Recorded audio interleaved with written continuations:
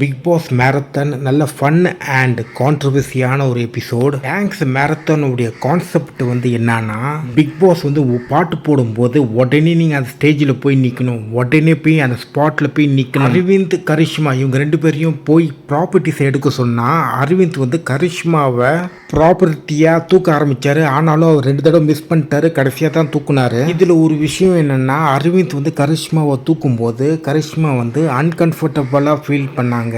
எனக்கு என்னமோ இது திடீர்னு தூக்குன மாதிரி இருந்துச்சு, முன்கூட்டியே பேசி தூக்குன மாதிரி தெரியல. அதுக்கப்புறமா கரிஷ்மாவை சுற்றி பயங்கரமாக ரவுண்ட் அடிச்சுட்டு இருந்தாரு. 2 பேருமே ப்ராப்ஸ் தேடுறதுக்கே ரொம்ப டைம் எடுத்துக்கிட்டாங்க. கரிஷ்மா அரவிந்த் இவங்களுடைய டான்ஸ் கோஆர்டினேஷன் வந்து பார்த்தீங்கன்னா தனித்தனியாக இருந்துச்சு. 2 பேருக்குமே சுத்தமாக கெமிஸ்ட்ரி இல்லை. ஆனால் கரிஷ்மாவுக்கு என்ன பண்ணுறதுன்னு தெரியாமல் இருந்தாங்க.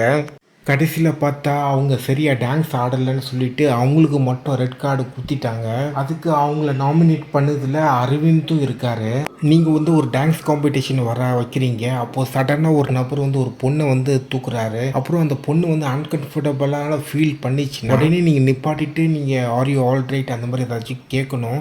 ஓவியாவுக்கும் முனியம்மாவுக்கும் புரிஞ்சிச்சு கரிஷ்மா வந்து அன்கம்ஃபர்டபுளாக இருக்கிறாங்க அப்படின்ற ஒரு விஷயம் இருக்குன்ட்டு.